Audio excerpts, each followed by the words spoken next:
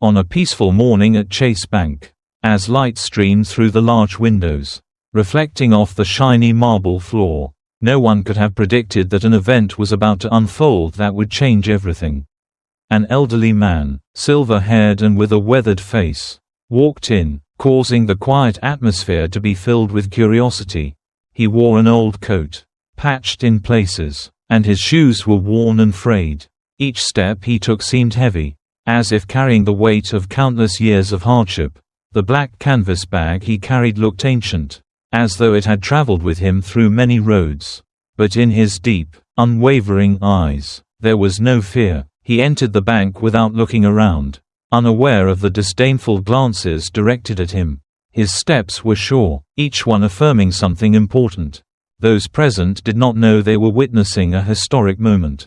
A middle-aged woman, dressed in expensive attire, looked at him with suspicion and fear. A young bank employee standing near the counter smirked, thinking the man was just lost, not understanding where he was. But Elijah Kirby, the elderly man, simply walked on, each step moving past the invisible wall of mockery and contempt. No one realized yet, but at that moment, everything was about to change. Elijah's declaration would mark the beginning of a revolution. A lone man entered the bank and declared, "This bank is mine." The room erupted with mocking laughter, but what no one realized was that those laughs were about to cease. Elijah's words, "This bank is mine," might have sounded like an unbelievable joke at first, but no one could have imagined that those words were the beginning of an undeniable truth.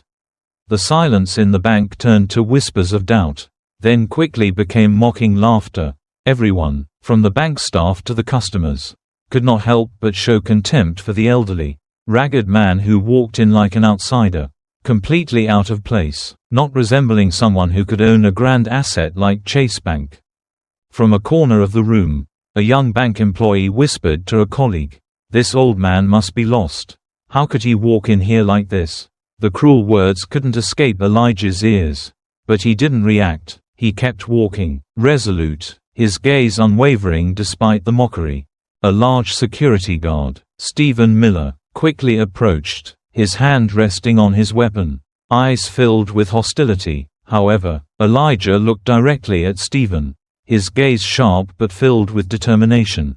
"I'm not here to cause trouble," he said calmly. "I'm here to take back what this bank took from me over half a century ago."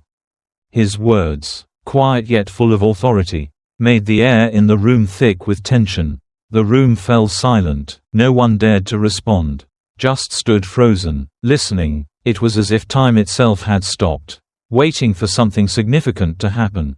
Elijah's words were not just the defiance of a man, but a strong affirmation that truth, buried in the past, would always find a way to be heard.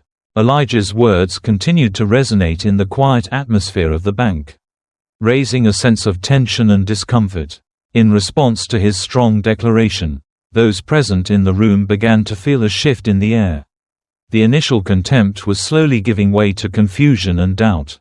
James Temp, the bank manager, though trying to maintain his cold demeanor, couldn't hide the change in his eyes. He began to realize that this confrontation was no simple matter. Elijah didn't just make a declaration, he also did something unexpected.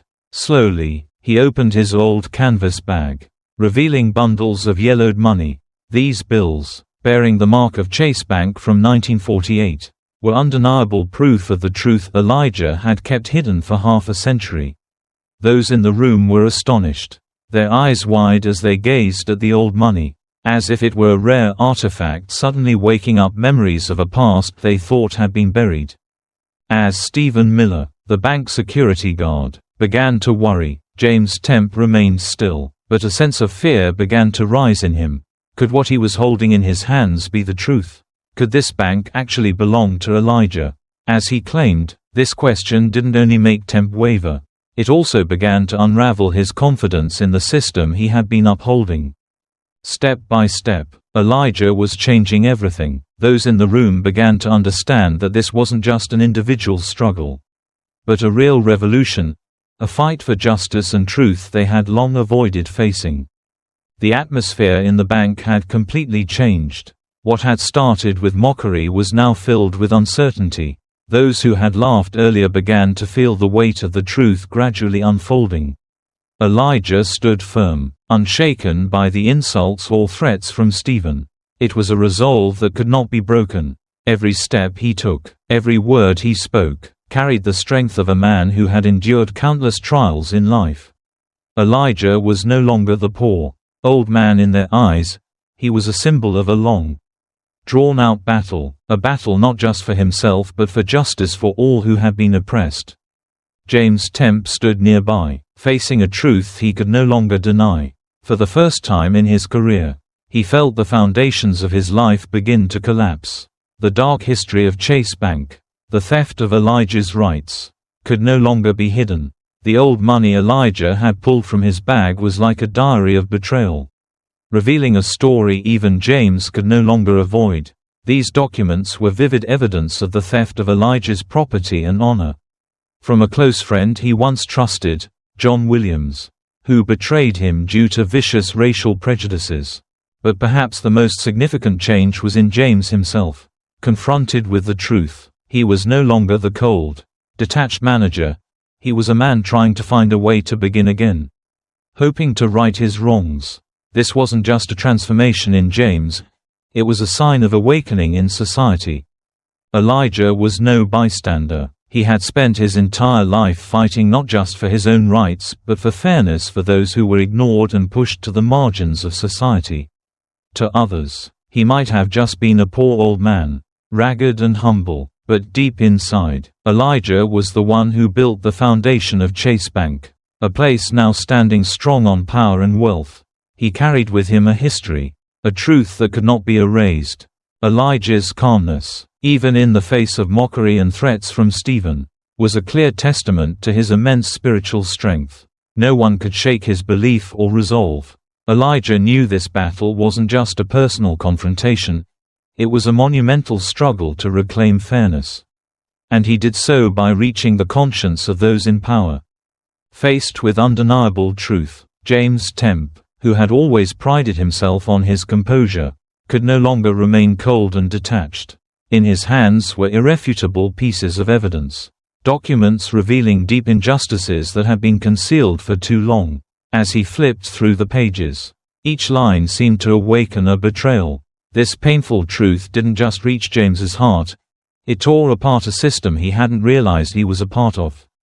And then, the confrontation between James and Stephen, a battle not just for power but for ethics, became even more intense. This revelation would not just change Elijah's life but unravel the very order James had once trusted. The atmosphere in the bank became thick with tension. Every eye was now on Elijah, no one daring to speak. Silence hung in the air like an inevitable challenge. But in that silence, a faint glimmer of hope appeared. Elijah stood firm like an ancient tree, unyielding, his eyes now bright with resolve. James Temp, though standing between two powerful forces, couldn't ignore the truth that was becoming clearer. He knew he couldn't continue living in lies, even if it meant losing everything. But he also understood that doing nothing was worse. For when the truth comes to light, everyone would have to face it. It was then that James made the most important decision of his life. He stepped forward, no longer fearful or doubtful, but like a leader guiding an undeniable change. This great change didn't just come from Elijah but also from those around him. When the bank staff began to rise and show respect and sympathy for him, that was when justice was restored. Emily, a young employee, couldn't bear the silence any longer. She walked forward and placed an old bill in front of Elijah. As an act of acknowledgement and empathy, the next steps came from Josh, Carter, and many others in the bank, each overcoming their fear and standing with Elijah in the fight for justice. In the end, despite the challenges, Elijah won, not only with truth but also with the resilience of a man who had suffered so much. As he walked out of the bank, no one laughed at him anymore. Their eyes now held respect. He had not only reclaimed a bank but also reclaimed the respect and honor that had been stolen from him for years. Chase Bank was no longer a place of greed and injustice. It would begin to write a new chapter, one built on the foundation of truth, justice, and courage. And for James, the bank employees, they knew that though the road ahead was full of challenges, justice had prevailed, and no one could erase it again.